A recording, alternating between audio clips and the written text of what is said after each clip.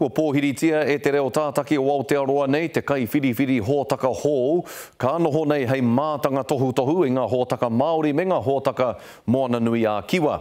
Ko na Mark Rogers o Rongo Whakaata me tonga tapu te kai whiriwhiri hōtaka e kōrero hia nei.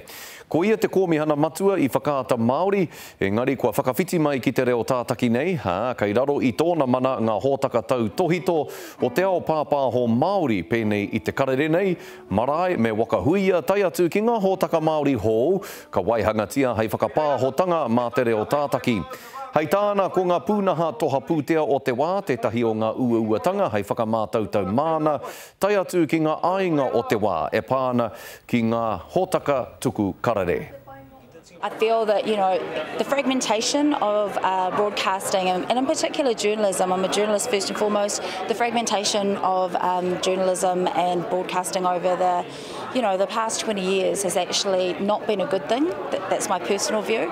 And so I feel that, we've got an opportunity to bring together those resources and make a powerhouse. Whatever that looks like, it's got to be good for both mainstream as well as, Whakaata Māori and our Iwi Radio Network. Kei te kirimana tia tonu tia, Rogers, kia whakaata Māori, hei kai tuku whakaaro, kai tohu hoki i e tahi wā.